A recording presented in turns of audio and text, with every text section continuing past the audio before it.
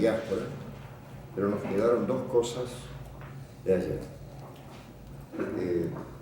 Dar una vuelta, aunque sea panorámica, sobre el concepto del ser humano como imagen de Dios. O sea que es una de las características más sobresalientes de la antropología bíblica. Y donde más la Biblia, por lo menos en el Antiguo Testamento, se diferencia de la antropología, o sea, de la ciencia o el concepto del ser humano, de su entorno. Hace 250 años, 16 horas, el filósofo alemán Kant,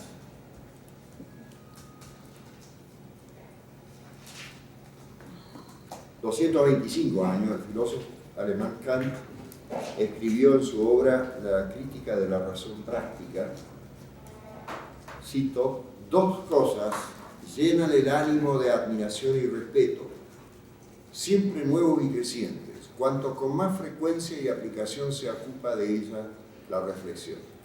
El cielo estrellado sobre mí y la ley moral dentro de mí. Pero hace 2500 años, 11 veces más que estos 225 de Kant, el autor del Salmo 8 escribió: cuando veo los cielos, obra de tus dedos, la luna y las estrellas que tú formaste, digo, ¿qué es el hombre para que tengas de él memoria y el Hijo del Hombre para que lo visites? Lo has hecho poco menor que a Dios, lo coronaste de gloria y honra. Y después sigue toda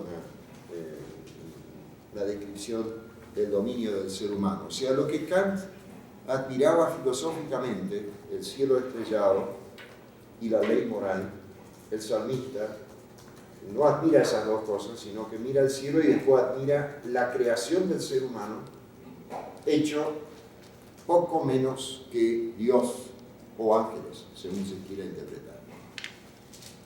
Este es el mejor comentario que hace la Biblia, esto que hemos leído, Salmo 8, versículos 3 al 9, el mejor comentario que hace la Biblia sobre la dignidad del ser humano como imagen de Dios.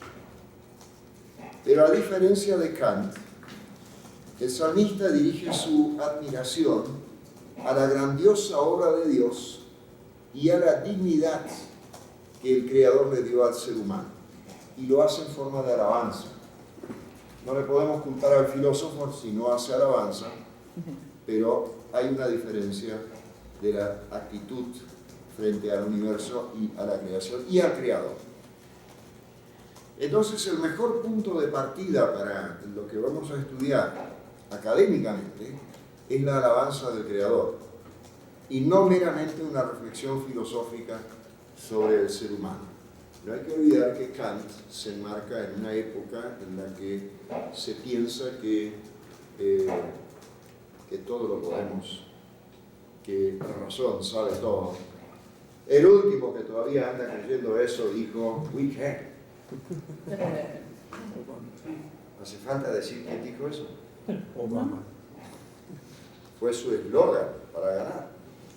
Pero Kant ya pensaba, y todo el idealismo alemán pensaba eso hace 2 siglos y medio, y no vamos a meternos en todos los vericuetos de cómo eso fracasó, pero simplemente decir que el punto de partida de la admiración de la grandeza del ser humano no es el ser humano en la Biblia, sino la alabanza de Dios. Y todo comienza en Génesis 1, 26 y 27. Cito el texto: entonces Dios dijo, hagamos al hombre a nuestra imagen, conforme a nuestra semejanza. Señoree en los peces del mar, en las aves del cielo, en las bestias, en toda la tierra, y en todo animal que se arrastra sobre la tierra. Y creó Dios al hombre a su imagen. A imagen de Dios lo creó, varón y mujer los creó. Si ustedes tienen Reina Valera, puede ser que diga varón y hembra. Ese es un término que hoy en castellano nos suena más, así como sonaba hace unos siglos y es preferible decir varón y mujer los creó. Digo esto porque si no me van a atacar que yo esté cambiando la Biblia. Podemos evitarlo leyéndolo en hebreo también, pero ahí dice varón y mujer también. Bien. Antes de meternos un poco más en la exégesis y analizar esos términos, parece importante destacar algo muy sorprendente y después hacer un breve repaso de las maneras como se interpretó esta afirmación sobre la imagen y semejanza de Dios. Lo sorprendente es que es una afirmación bíblica de importancia capital. Es quizás lo más grande que dice la Biblia sobre el ser humano. Y lo que sorprende es que hay apenas 3 textos en la Biblia, muy de paso, que mencionan este carácter. Está el primer relato de la creación. Hay una referencia muy breve en Génesis 5.1, donde dice: el día en que Dios creó al hombre, a semejanza de Dios lo hizo. Y después hay una más en Génesis 9.6, donde dice: que derramare sangre de hombre, por el hombre su sangre será derramada, porque a imagen de Dios es hecho el hombre. No hay más afirmaciones en la Biblia hebrea que estas 3. Y sin embargo, es un hecho capital.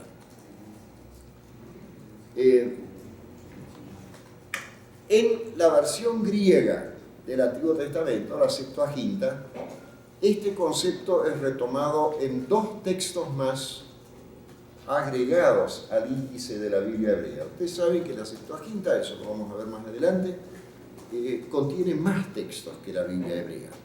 Algunos de esos fueron escritos originalmente en hebreo y después traducidos al griego. Y algunos fueron traducidos, no traducidos, directamente escritos en griego. Estos 2 textos son Sabiduría de Salomón, el capítulo 2, versículo 23, donde dice: porque Dios creó al hombre para la incorruptibilidad, lo hizo imagen de su misma naturaleza.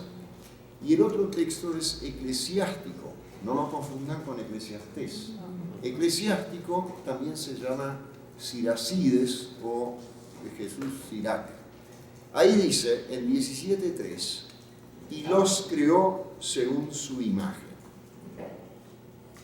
Yo les invito ahora a un breve paseo por la manera como se interpretó la imagen de Dios. Algunas cosas son muy serias, muy académicas, otras son más populares y otras suenan graciosas. Y quizás sean las más lindas. A lo largo de la historia uno encuentra cualquier tipo de interpretación con respecto a la imagen. Si uno pregunta, hermano, ¿qué es la imagen de Dios, el ser humano? Él va a decir una cosa, ella va a decir otra, yo voy a decir otra, y que todos vamos a tener otra idea. Y todo esto ya se dijo. Y después vamos a tratar de ver desde la exégesis qué cosas se pueden afirmar y qué cosas son, digamos, inventos. Nosotros encontramos un sinnúmero de conceptos supuestamente contenidos en esa afirmación. Hay quienes hablan de la inteligencia. Hay otros, más bien en una interpretación religiosa, que hablan del alma. Otros dicen, no, pero es la comunicación. Está bien que el ser humano tenga lenguaje, pero hoy sabemos que también muchos animales tienen rudimentos de lenguaje. Oír a Dios y hablar con Él. Entonces, evidentemente, la mayor parte de la humanidad no tiene esa imagen. Si esa es la imagen, ¿no? Porque se escucha poco. Un autor llamado Riedel, se escribe Riedel, dijo que es la disposición para la religión. Otros dijeron, no, es el ser social. Esto viene ya mezclado con filosofía griega, donde se dijo anthropos son politikon, el ser humano es un bicho sociopolítico, un bicho social, es un animal social o político, relacional. Otros dicen que es varón y mujer. Ahí uno se puede meter en una serie de discusiones que no quiero profundizar, porque es peligroso también. Porque si una persona soltera queda soltera toda la vida, ¿no es imagen de Dios? ¿No? O sea, es peligroso meterse en esa interpretación. Y hay algunas que realmente causan gracia, como por ejemplo aquel que creyó que la imagen de Dios se refiere al humor, porque el ser humano tiene una capacidad para poder reírse y hacer chiste y tomar la vida con humor, pero también sabemos que los animales tienen elementos de humor. Quizás, esa se la mencioné ayer y esa ha sido afirmada por dos académicos de apellido Humbert y Köhler, dijeron que el ser imagen de Dios es caminar erguido sobre las patas traseras que se transforman entonces en pies, en piernas y pies. Y ayer dije ya que los inventores de esa explicación nunca vieron una garza o tampoco un tiranosaurio rex, que también camina erguido. En la teología católica y en la evangélica, la doctrina de la imagen de Dios siempre fue parte fundamental de su concepto del ser humano. La mayor dificultad se presenta cuando se busca vincular esta doctrina de la imagen de Dios con el concepto del pecado o el concepto de la caída. Si el pecado abarca a toda la humanidad, ¿de qué manera afectó la imagen de Dios en el ser humano? ¿Destruyó la imagen? ¿La borró? ¿La afectó? ¿La tocó? ¿La debilitó? En Génesis 9:6 parece que esto no constituye problema, porque el texto deja en claro que el ser humano es imagen de Dios. O sea, el autor de Génesis 9:6 entiende que la imagen continuó después de la caída que él relató en el libro capítulo 3. En la Reforma esto no se vio así. En el judaísmo histórico, helenístico, sobre todo en Alejandría, se pensaba que la imagen de Dios consiste en el conocimiento del bien y del mal, y también en la capacidad de la decisión ética, y por eso el hombre es responsable por sus actos en el juicio final. Y algunos, un poco más nacionalistas, decían: la imagen es una herencia especial de Israel,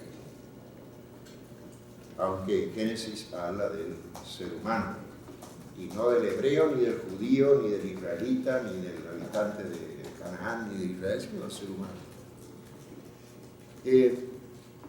En el judaísmo helenístico, después vamos a ver un poco más qué época es esto, pero estamos hablando de Alejandría, siglo 3, 2 y 1 antes de Cristo, le agregaron algo más, dijeron: imagen de Dios es la ética y el alma inmortal. Ahí metieron una idea griega, que así como ellos lo formularon, no está en Génesis. Y entonces dijeron: imagen es la inmortalidad. ¿Se dan cuenta que hay para todo? Desde caminar erguido hasta ser inmortal, pueden elegirse. Y los rabinos después volvieron a la interpretación ética.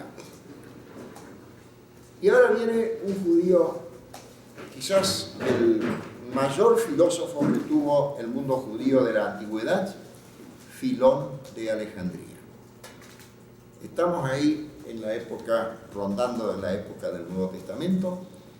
Él distingue entre imagen y semejanza, lo que preguntó el hermano ayer. ¿Cuál es la diferencia entre imagen y semejanza? Y Filón dice: la semejanza es la perfección y la imagen es el alma. Cuando dice la imagen de Dios se refiere a que tiene un alma, cuando dice semejanza es la perfección. Pero después viene la cuestión del pecado. ¿Cómo afecta la caída del ser humano la imagen? Y surge en la patrística Ireneo de León o de Lyon, o como lo quieran llamar, ahí estamos en el año 170 ya después de Cristo. Ahí se dice que, bueno, el ser humano conserva la imagen pero perdió la semejanza. Claro, conserva el alma pero perdió la perfección. Una diferencia muy sutil. La imagen es, bueno, el órgano que recibe la gracia, y toda la patrística sostuvo esto, de que se mantuvo el alma pero se perdió la perfección en esta división. Un brevísimo vistazo, porque son demasiado complicados estos sistemas, a la teología oriental. Ellos sostuvieron que la imagen se refiere a los dones naturales y sobrenaturales para actuar como hijos de Dios. Y ahí tampoco me voy a meter porque esto no es una jungla sino un pantanal. Dones naturales y sobrenaturales, no quiero discutir eso. Siguiendo la tradición aristotélica, aparece una nueva idea. Y es raro que hasta ahí todavía no se había dado cuenta que podría ser esa la imagen. En la Edad Media se dijo, no, la imagen es el intelecto o el alma racional. No el alma en el sentido religioso, sino el alma racional. ¿Se dan cuenta que le agrega una interpretación tras otra? Feliz de aquel que pueda acaparar todo esto en su propia imagen. Y entonces entra una dimensión espiritual junto con la racional en ese mismo concepto. Y Santo Tomás de Aquino, que es el mayor exponente de esta tradición aristotélica, dice que la imagen es el hilo conductor para la moral, porque gracias a la imagen el ser humano tiene libre voluntad. Después viene el Renacimiento, y para el Renacimiento todo florece, todo es espectacular. Y el Renacimiento dice, la imagen es la dignidad especial del ser humano, Dios lo colocó como centro del mundo y el hombre puede organizar todo según su libre voluntad. Del Renacimiento en adelante empiezan los viajes que ellos llaman de descubrimiento y de sometimiento de todos los demás continentes. Total, el ser humano, le hace europeo, potencias imperiales, pueden organizar todo según su voluntad. Mientras tanto, descubren seres que tienen que ponerse a discutir si son seres humanos o no.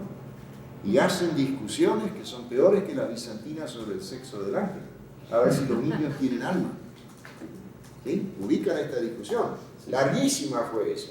Y se peleaban los teólogos en España. Había dos escuelas, había facultades de teología, filosofía, todos preocupados para ver si tiene alma o no tiene alma, porque si tiene alma, entonces hay que catequizarlo y no se lo puede explotar solamente. Si no tiene alma, la explotación total y hasta la matanza está totalmente justificada. Bueno, en algún momento se dieron cuenta que parece que tiene alma, pero no se discutió de este concepto, y eso es curioso también. Lutero, en esa época, habla del debilitamiento del ser humano después de la caída en el pecado, y entonces, ahí me parece que por fin aparece algo interesante. Él dice, la imagen ya no se puede realizar sin la ayuda de Jesucristo. Eso es algo nuevo, porque hasta ahora es todo espectacular. Razón, alma, sentimiento religioso, ética, perfección, dominio universal. Y Lutero dice, momento, que para poder realizarnos necesitamos a Jesucristo. Menos mal que se acordaron, aunque sea 1500 años después. Melanchthon y Calvino consideran que el ser humano conserva restos de la imagen y estas son las capacidades intelectuales. Pero en general, en el protestantismo se considera que la imagen quedó corrompida por la caída en el pecado. Esa es la idea protestante de la antropología. Esto a su vez fue superado por lo que les dije que surge en el idealismo alemán.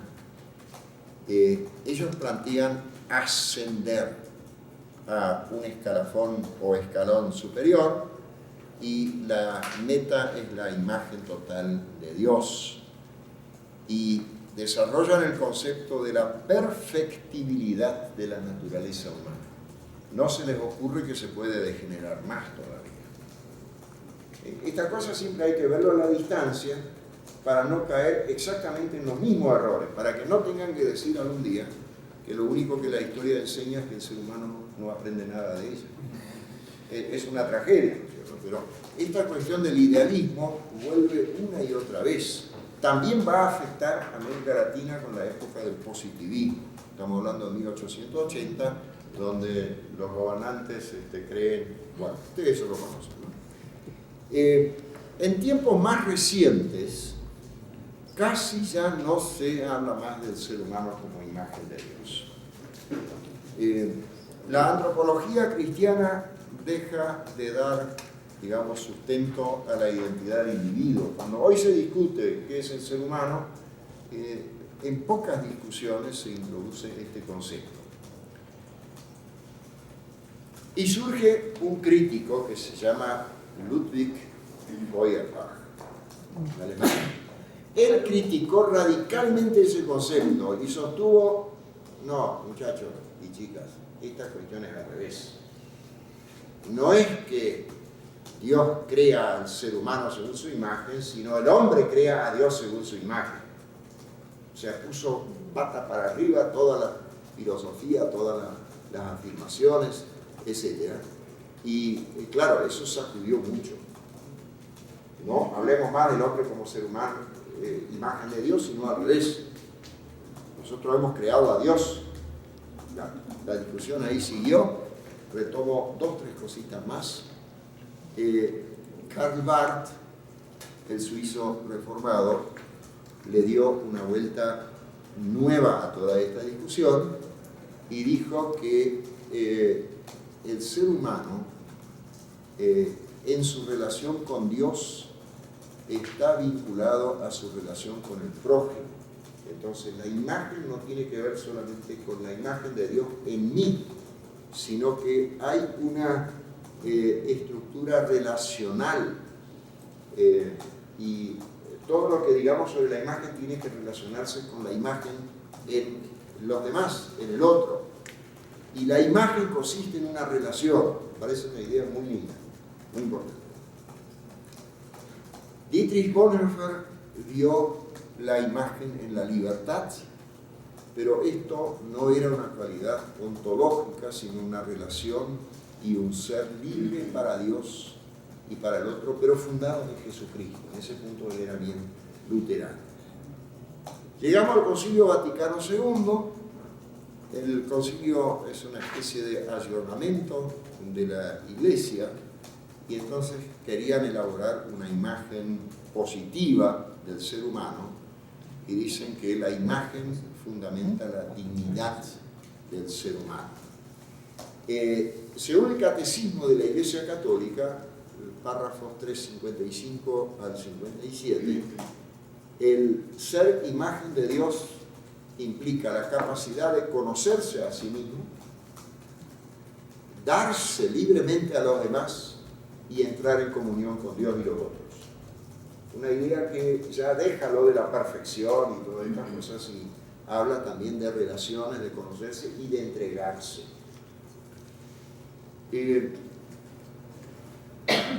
La reflexión ecologista, no la dejemos afuera, va a ser el gran tema de las próximas décadas para sobrevivir.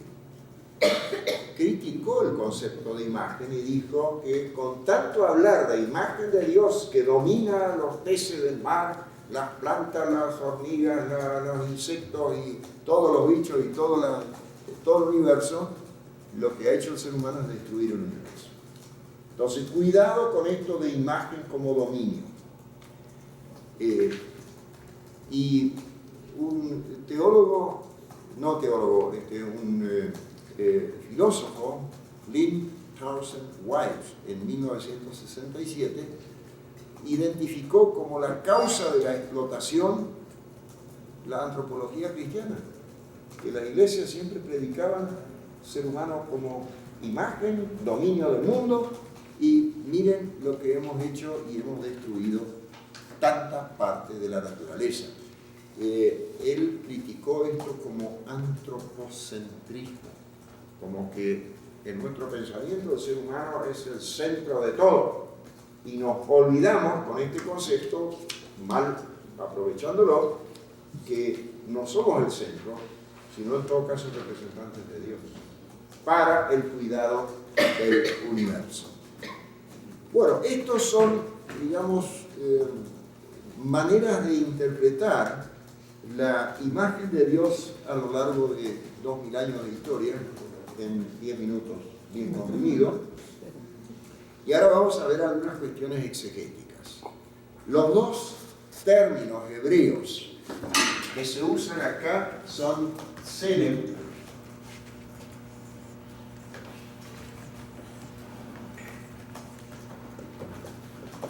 Este es el primero, Tselem, y el segundo es Debut.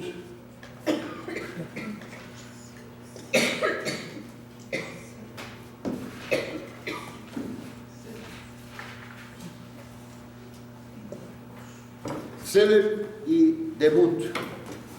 La palabra Tselem es una representación física, se usa para representaciones físicas y significa por lo menos 8 o 9 cosas: cuadro, imagen, figura, estatua, efigie, columna estatuaria, también ídolo. Y vamos a agregarle una traducción mexicana: estela. Eso sería todo esto, pero acá en México, en la cultura maya. La estela, que tiene imagen y tiene inscripción y tiene una representación y tiene un significado y un mensaje. Bien. Y la palabra demut significa semejanza, igualdad, parecido, y también modelo, forma y figura. La palabra Tselem, la primera, parece provenir del verbo salam, que significa tallar o cortar o esculpir, o sea, se refiere al trabajo de un escultor.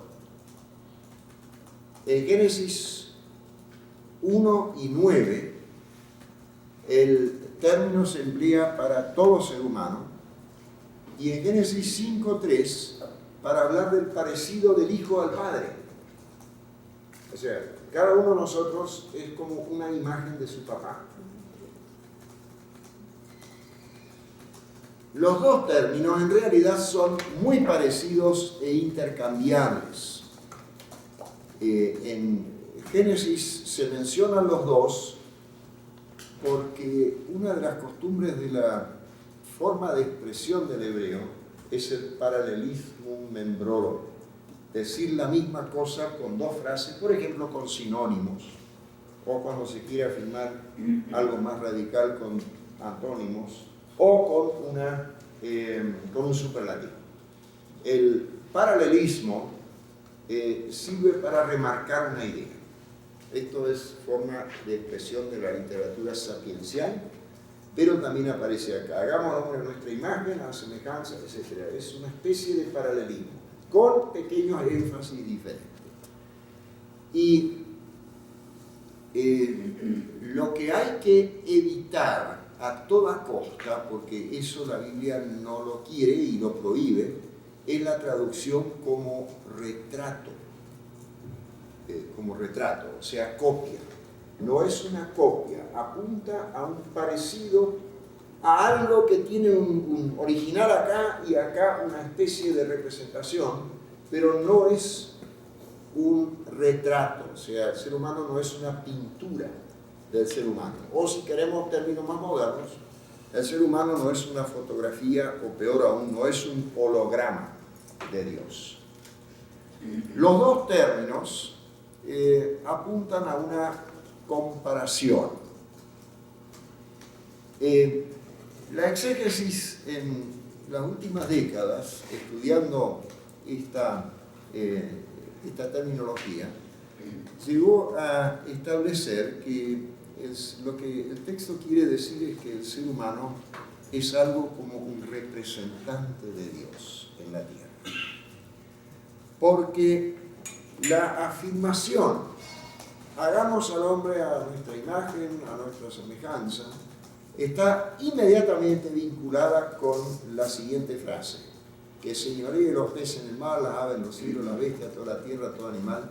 Y después, cuando Dios bendice al ser humano para que se multiplique y fructifique, etc., está esto también, está el mandato de trabajar la tierra, etc. Y entonces, si en el versículo 26, imagen y semejanza, está vinculado con el tema de la responsabilidad por peces, aves, bestias, tierra, animales, etc., tiene que ver entonces con este concepto de representación. Y efectivamente, lo que se ha encontrado en las culturas orientales son estatuas de los reyes en los límites de sus territorios o reinos o imperios, indicando que hasta aquí llega la autoridad del rey y la estatua representa a aquel rey. En la estatua que hemos visto ayer de Hammurabi está Shamash sentado y entregando la ley a Hammurabi. Y estas estatuas no estaban en el archivo central de Babilonia, sino en muchas partes del reino. De hecho, se han encontrado varios otros fragmentos y pedazos que han sido colocados en varias partes. Es como que la constitución de un país estuviera colocada de una forma visible, públicamente visible, en los confines del país, diciendo hasta acá llega nuestra mayordomía, o no, nuestra autoridad. Entonces, el concepto del ser humano como imagen de Dios es la representación. Y esa representación, entonces, tiene una serie de implicancias. Lo más llamativo es que también otras culturas del antiguo cercano oriente hablan del ser humano como de imagen, pero no del ser humano en general, salvo un texto ahí en Egipto, sino del rey como imagen de Dios. El rey es imagen y semejanza de Dios. En Israel el rey debe representar la voluntad de Dios, pero no es Dios, ni es nada parecido, sino que es el primero que debe cumplir la voluntad de Dios. En la epopeya de Gilgamesh, la creación del hombre Enkidu se realiza de la siguiente manera. La diosa madre, dice el texto, Aruru, forma en su corazón una imagen del dios Anu y después la dibuja en arcilla. Y ese es el ser humano. Aparece la imagen, aparece la arcilla, etc. Lo que no aparece es el diálogo de Dios con ese ser humano. Esa relación dialogal no está en ese texto. En el Egipto antiguo, le digo, el rey es calificado como hijo e imagen de Dios. Y la persona representada por las estatuas se hace presente en el lugar de la figura. La función de ese carácter consiste en el ejercicio del dominio del rey o de Dios a través del rey. Yo me gustaría hacer ahora una pequeña lista de implicancias hermenéuticas. ¿Qué es la implicancia hermenéutica? ¿Cómo se puede interpretar cuando tenemos que predicar, por ejemplo, sobre este texto? ¿O cómo queremos hacer un estudio bíblico? ¿O cómo queremos enfocar alguna problemática que se relaciona con el ser humano? Por ejemplo, un tema candente en la Argentina desde hace algún tiempo, a veces más, a veces menos, y también en otros países, el tema del aborto.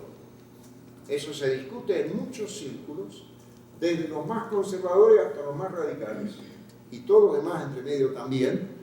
Y bueno, es un tema que hay que relacionarlo con esta cuestión de la imagen. Entonces, cuando Génesis habla de la imagen, está hablando de una dignidad. Y eso está dentro de estos conceptos que hemos visto, Selem y Demón. Dignidad.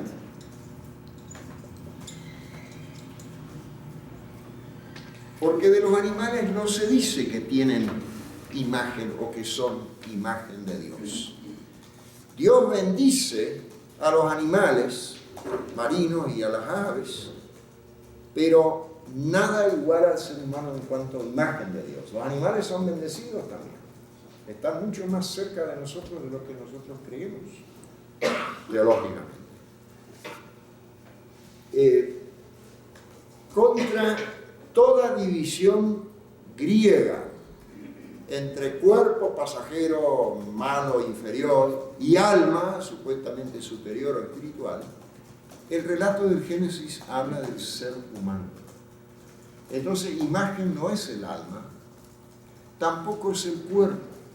Y así como la Iglesia y la filosofía y el gnosticismo en particular, durante mucho tiempo han despreciado al cuerpo, hoy es casi al revés, porque hay un culto idolátrico del cuerpo. Las personas mejor pagas son futbolistas y modelos. Unos porque saben trabajar perfectamente con el cuerpo y los otros porque lo muestran. O sea, es una sobrevaloración del cuerpo. Es el otro extremo del gnosticismo que desprecia el cuerpo. Y es horrible que aquellas personas que no llegan a ese ideal se sientan tan mal. Entonces, frente a todas estas descalificaciones, ya sea de un lado, del gnóstico, o del otro, de la sobrevaloración de textura y plasticidad muscular, etc., tonicidad, el concepto bíblico habla del ser humano, no del cuerpo, ni del alma, ni de la mente, ni del espíritu, ni de nada, sino del ser humano. Esto es un aporte en contra de todo endiosamiento de diosas del cine, dioses del cine, de la música, del deporte, etc. Y un aprecio de todo ser humano, de la forma que tuviera, desde el más sano hasta la persona más deformada y con la mayor discapacidad. Génesis 2 habla de la formación del polvo de la tierra y del soplo de vida que lo transforma en ser viviente. Esto tampoco es visión dualista, a favor o en contra o del cuerpo o del alma, sino de una unidad del ser humano. Y ese ser tiene autonomía y tiene dignidad en sí mismo. No solo cuando adquiere una determinada belleza o cuando adquiere una determinada edad. Tampoco es un instrumento o un medio animal o una máquina o meramente un esclavo. Tiene dignidad en sí mismo. Segundo lugar, para una hermenéutica de este concepto hay que hablar de la identidad. Dignidad es una cosa, identidad otra más. Toda afirmación de un carácter único es creación de identidad. Cada ser humano tiene una identidad. Y la identidad es una relación que una entidad mantiene consigo misma. Y se basa en una diferenciación, pero al mismo tiempo en una relación con las demás personas. El ser humano tiene identidad peculiar porque se relaciona con Dios, con su entorno y con su prójimo. Ahí hay que hablar de una relación triple, no solamente como vimos en algunas de las interpretaciones teológicas con Dios y con los demás. El entorno hoy es de fundamental importancia para nuestra definición como ser en relación. Tercer lugar, acá vuelvo a la representación de Dios en la tierra. En la exégesis se afirma que esto de la imagen no se refiere tanto a una esencia del ser humano, sino a su función. La esencia del ser humano ya ha producido demasiadas discusiones, y toda la metafísica y todo esto es muy interesante para la historia de la filosofía, pero hace falta preguntar eso, ¿para qué es todo lo que decimos que somos o que creemos que somos? ¿Para qué? ¿Cómo se procesa? ¿Cómo se traslada eso a la práctica? Bueno, ahí entra el tema de la función. Y en cuanto a la función de la imagen, su función es representar a Dios en la tierra, y el ser humano está llamado a mantener y hacer valer la soberanía de Dios en la tierra. Y acá podemos decir que estamos ante una democratización del concepto de imagen, porque si en Egipto y en otras partes solo el rey es imagen, ahora todo ser humano es imagen. Y acá entra también el concepto de la propiedad. Los romanos tenían un concepto de propiedad que ellos definían como dominio en latín, lo cual traducido es dominio, y es el sentido literal de la palabra, el dominar, dominar en su sentido absoluto. Es una relación entre un sujeto dominante y un objeto, llámese ser humano diferente, o cosa, o criatura, o lo que fuere, o terreno, o plata, o casa, dominado. En cambio, el concepto bíblico, yo voy a anotar estos dos conceptos porque son fundamentales. Dominio, este es el concepto romano de propiedad, y el concepto bíblico es el de patrimonio.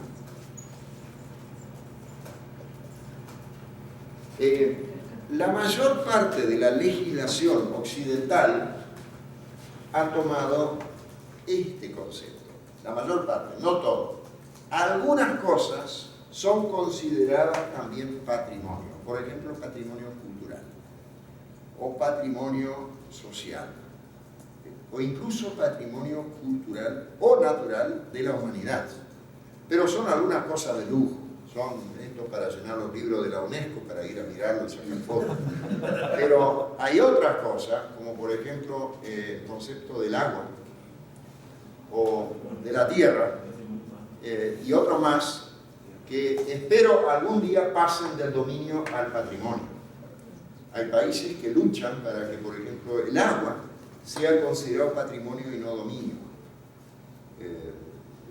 ¿Esto qué tiene que ver? Tiene que ver con la privatización del agua por ciertas empresas, y que quita la posibilidad de agua potable y sana a la gente pobre y a los animales y a los campos. Hay toda una discusión que se sigue acá en América Latina y en otras partes más. El concepto entonces de representación o de presentación de Dios en el mundo, bueno, acá todavía tengo que anotar identidad, y acá pongo entonces representación.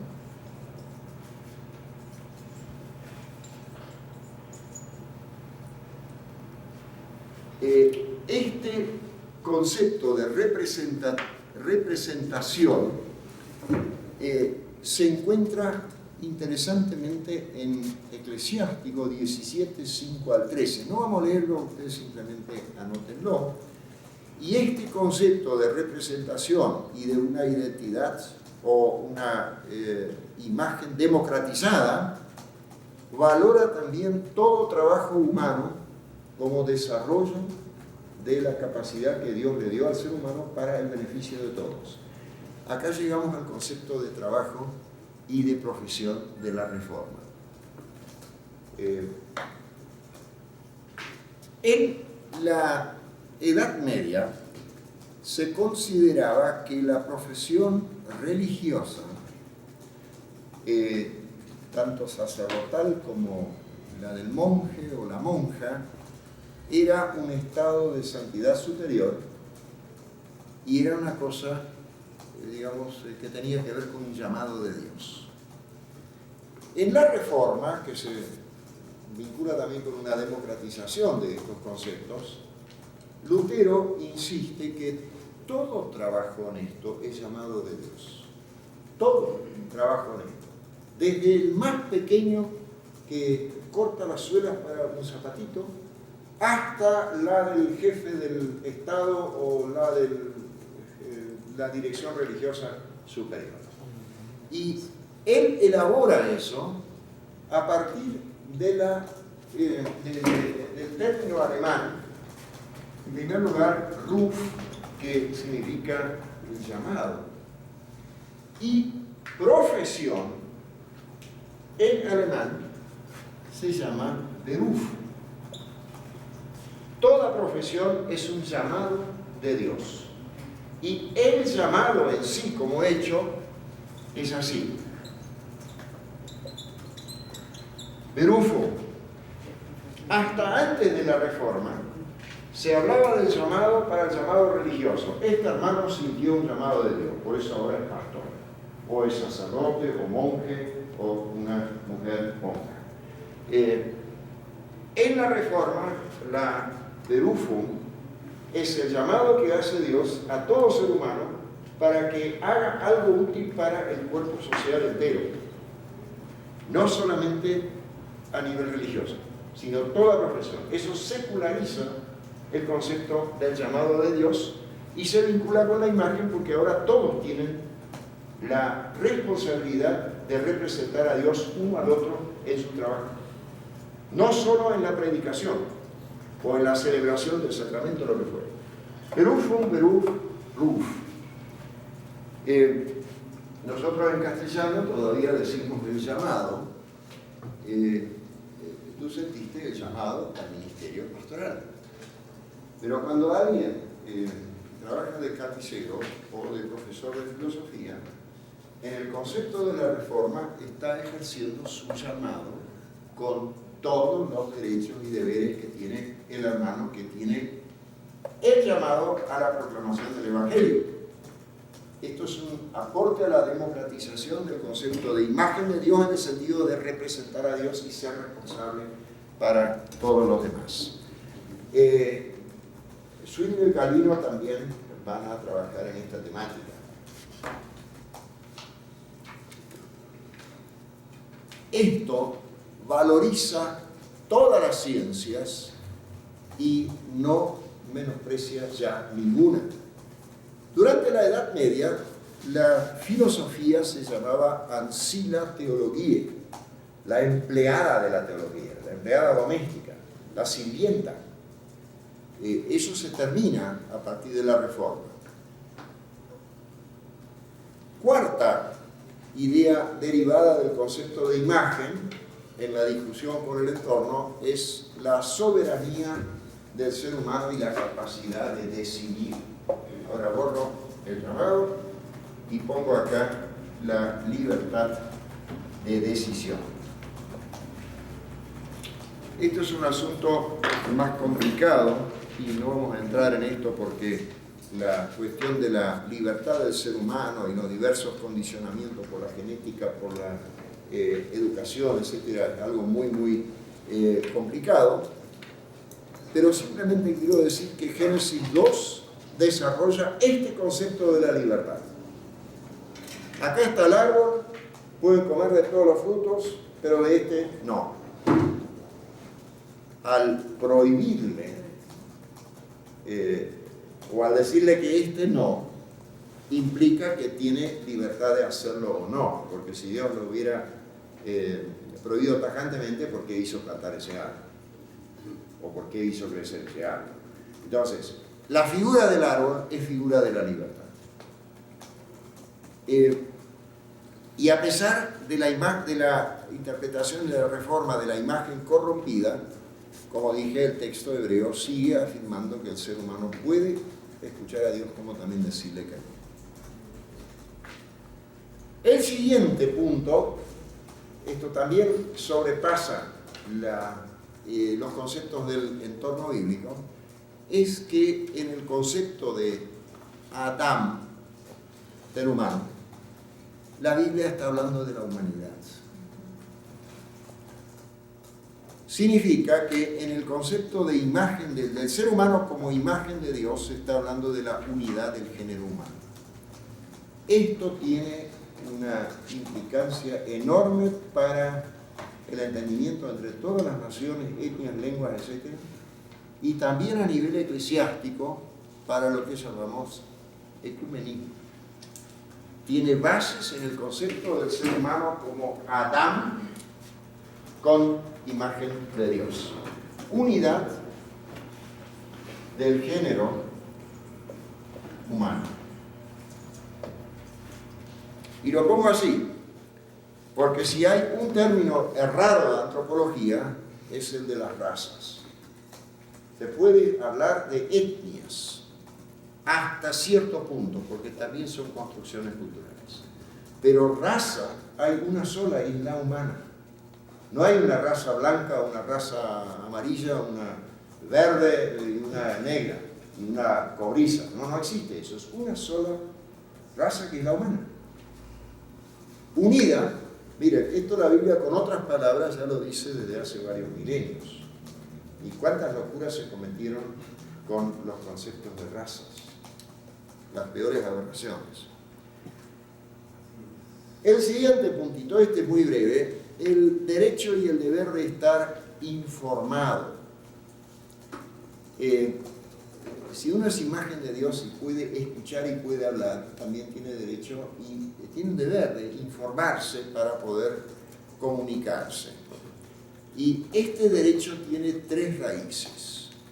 Israel, como dije ayer, fue un pueblo culto y literario, donde por lo menos los varones debían saber leer y escribir para poder captar la Torá. Pero también hay muchas evidencias de mujeres informadas, de mujeres letradas en la época bíblica. Incluso hay una historia que me encanta, porque muestra que una profetisa podía no solo leer, sino interpretar el libro de la ley de Dios mucho mejor que todo este conjunto de sacerdotes y pseudoprofetas, y me refiero a Hulda. ¿Conocen esa historia? Es una historia lindísima. Lindísima. Hay otras mujeres, como por ejemplo Ruth, y posiblemente la autora de las partes femeninas del libro de Cantares, que son autoras del libro, que tampoco era algo común en ningún otro pueblo, mujeres autoras. El texto de Ruth, creo que en alguna buena parte fue escrito por una mujer, y si quizás no la totalidad, pero en buena parte sí, porque hay ribetes de algo que se puede llamar complicidad de mujeres y entendimiento entre mujeres en contra de ciertas estructuras que las pueden marginar, etcétera, etcétera. Y esto es un entendimiento entre mujeres. Y dudo que algún hombre de aquella antigüedad se hubiera dado cuenta de estas cosas. Si uno lee el libro Ruth con esos ojos, de repente lo entiende. Y lo mismo vale para el libro de los Cantares. Es otro ejemplo más. El libro de los Cantares tiene descripciones y cantos del varón hacia la mujer, la novia, y de la mujer hacia el varón.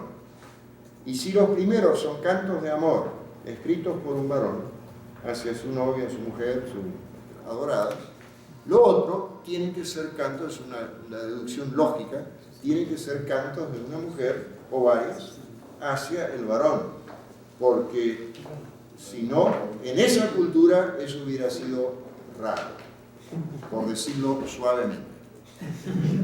Claro, la descripción de la figura femenina es por un varón y la descripción de la figura masculina es por una mujer, en ese canto, en ese conjunto de cantos.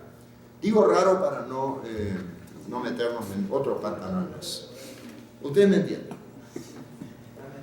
Esto evidencia que en el pueblo de Israel había una cultura literaria muy divulgada entre todos los hombres y por lo menos unas cuantas mujeres también.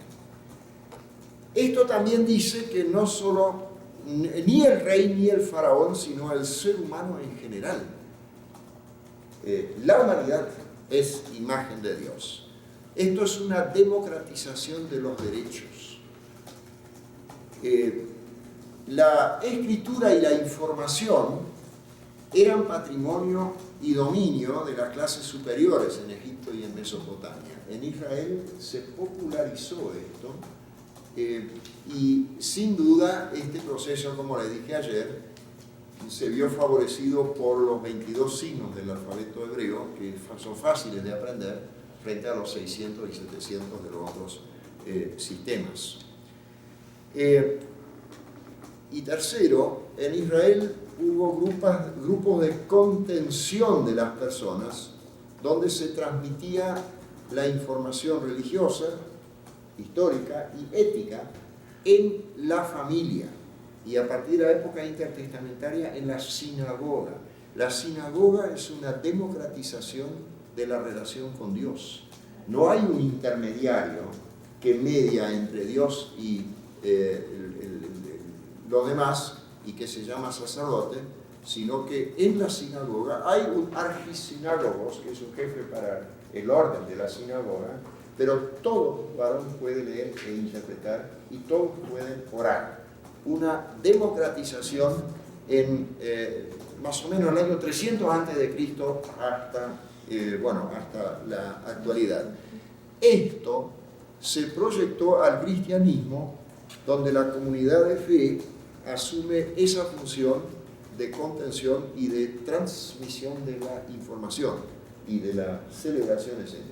El cristianismo primitivo no tenía templos, no tenía sacerdotes y tenía una multiplicidad de ministerios, masculinos y femeninos. Después de Constantino, ahí hubo un proceso retrógrado. Volvieron a aparecer los templos como espacios más sagrados que otros. Volvieron a aparecer las funciones sacerdotales acaparadas por pocos y volvieron a desaparecer las mujeres de las funciones ministeriales por un buen tiempo. Esto se puede rastrear, como que en el Antiguo Testamento después hay una interrupción y después de Constantino la cosa es peor que antes porque ahora se hace en nombre del Christos Pantocrator. Eso daría para todo un taller también. No les dejo un montón de temas para que después sacrifiquen y martiricen a sus docentes. En esta lista aparece el tema de la equidad.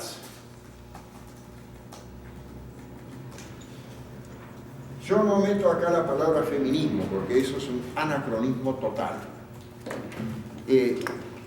para esta época, pero el tema de la equidad sí, porque el Adán se forma de varón y mujer.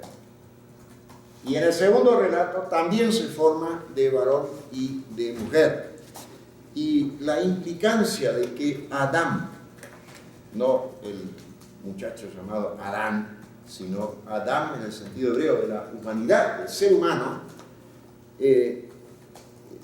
sea imagen de Dios y después aparezca y varón y mujer los creó, tiene implicancias para la reflexión sobre la dignidad, la soberanía, la libertad, la cooperación, la complementación, etc. El octavo concepto es el del carácter anti-idolátrico. Todas las religiones en el entorno bíblico eran lo que desde la óptica hebrea se llama idolatría. O sea, las divinidades tenían estatuas, pinturas, piedras, troncos, tallados, etc. A Israel esto se le prohibió. Tajantemente, no te harás imagen ni semejanza ni de lo que hay en el cielo ni en la tierra, etc. En la tradición católica este mandamiento se perdió y lamentablemente en la tradición luterana también se perdió. El Catecismo Menor de Lutero no tiene este mandamiento. En la tradición calvinista, zwingliano calvinista, reformada, presbiteriana, está este mandamiento. Ustedes conocen el catecismo de Lutero y conocen el catecismo de Heidelberg, o saben que en el catecismo Lutero no está este mandamiento, pero sí en las ramas reformadas. Conocen el texto bíblico, no te harás imagen y semejanza. ¿Y por qué no? ¿Por qué no me puedo fabricar una imagen de un Dios y rezarle, adorarle, traerle una ofrenda y besarle, y abrazarle y acariciarle? ¿Por qué no? Porque cuando nos hacemos una imagen, poseemos a la imagen del individuo, en este caso a la divinidad. Sí, sí. Dios no se puede poseer. Y el otro argumento, emparentado con esto, es que ya hay una imagen de Dios. Claro que sí. El otro ser humano. Ya hay suficientes imágenes, y si uno necesita una imagen para sentirse mejor, que busque la relación con otras personas. La única imagen permitida es la de la otra persona. Entonces sí se permite de alguna manera a lo que Dios decía, no en el ser humano. Pero no venerar la otra imagen, pero sí entrar en contacto, por eso esto de la comunicación y de la dimensión de la relación con otra imagen. Pero esa otra imagen no se puede poseer, no se debe poseer. Por eso en un origen tampoco había esclavitud en Israel. Después apareció con la división de la sociedad de clases, con esclavos de guerra, con otras modalidades más, esclavos por deudas. Pero en su origen no había esclavitud, porque el ser humano es libre y es igual y es imagen de Dios. El lugar clásico de la prohibición de la imagen es Éxodo 24 y su paralelo en Deuteronomio 5:8.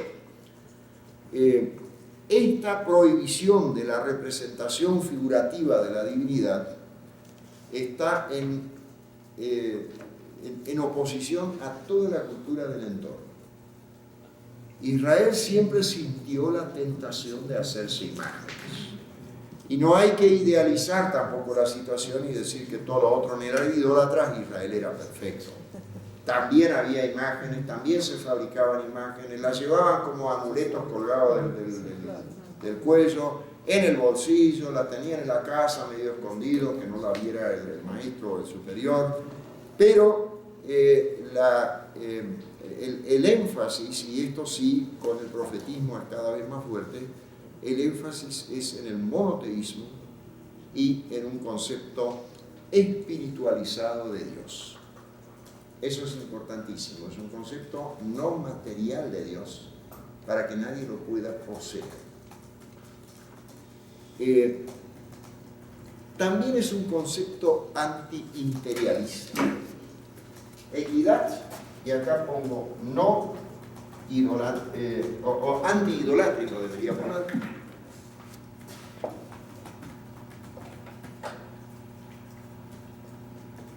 Anti-idolátrico, y acá pongo anti-imperial.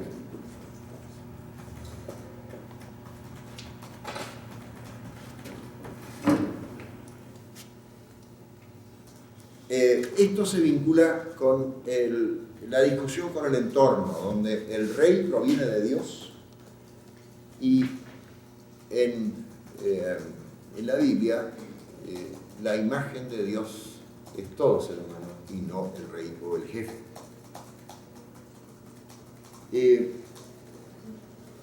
Hasta el esclavo más bajo, o hasta la criatura en un ranchito de barro, y no solamente el rey, son imagen de Dios. Sí. Cuando usted habló de equidad, se me vino a la mente en la tradición hebrea, pues hasta la fecha, y ahí en la Biblia también lo dice, para los israelitas, las mujeres y los niños son como personas de segundo, de tercer nivel, ¿no? O sea, entonces no se está hablando de una equidad que lo manda Dios en su Biblia. Bueno, sí, Dios lo manda, pero no lo están haciendo. Eso Y sí, por eso dije, no hay que idealizarlo, pero el impulso para el perfeccionamiento está. sí, claro, ahí está, pero por eso digo, ellos no lo hacen. Igual que en nuestro caso, el impulso para la perfección en Cristo está. La base de la Escritura insisten y siempre se nos predica y lo sabemos. El problema es realizarlo. Pero prefiero eso que no tener nada. Yo creo que acá hay una reserva de sentido muy interesante, en el sentido antiimperial de este concepto, porque ningún poder de la tierra puede hacerse igual a Dios. Porque todo ser humano es y tiene la imagen de Dios. Y ninguna ley podrá negarle dignidad a un ser humano. De la ubicación social y económica y médica que fuere. Y el 10º punto, con eso cierro lo de la imagen, es el concepto de la restauración de la imagen de Dios por Jesucristo. Esto lo anoto acá en otro color. Restauración de la imagen por Jesucristo. Esto es algo que Pablo ha profundizado en una serie de textos, pero también otros autores del Nuevo Testamento. En 2 Corintios 4:4 dice, Cristo es la perfecta imagen de Dios. Y usa el mismo término que usa el griego eikon. De ahí viene icono también, ¿no? En Colosenses 1:15 y en Hebreos 1:3 aparece la misma concepción. Jesucristo es el auténtico representante de Dios, es el testigo de Dios, es el lugarteniente de Dios, es la imagen de Dios en la tierra. Pablo vincula esto con nuestra salvación y dice que Dios nos ha designado para ser imagen de Jesucristo. Romanos 8:27. Y 2 Corintios 3:18 dice, seremos transformados en la imagen del Señor. Y en Colosenses 3:10 aparece el concepto del ser humano nuevo, del kainos antropos, el nuevo hombre, el nuevo ser humano, ¿no es cierto? Esto implica que nuestro proceso de salvación incluye una especie de restauración de la imagen. Es un proceso hacia la imagen perfecta y los términos que aparecen en Efesios 4:27 son justicia, santidad y verdad. 3 conceptos fantásticos para seguir trabajando. Bien, esto era una muy pequeña introducción al concepto de imagen de Dios en la Biblia y algunas consecuencias que podemos sacar de esto. Yo les propongo algo anticultural, así como el concepto de imagen es una democratización, que hagamos un poco más de pausas que la prevista, porque 4 horas con una sola pausa no hace justicia a una parte de la imagen, que es el estómago, con los movimientos, etc. Y que hagamos una pequeña pausa ahora y después vamos a hacer otra. Sumada van a dar la pausa que nos va a lograr. Si están de acuerdo. Bien, no sé si el café está o... Sí, ya está. ¿Cuánto tiempo? Y ustedes digan cuánto tiempo les viene más o menos bien para quedar dentro de la imagen de Dios. ¿No? 10 minutos. Perfecto. 15. 15.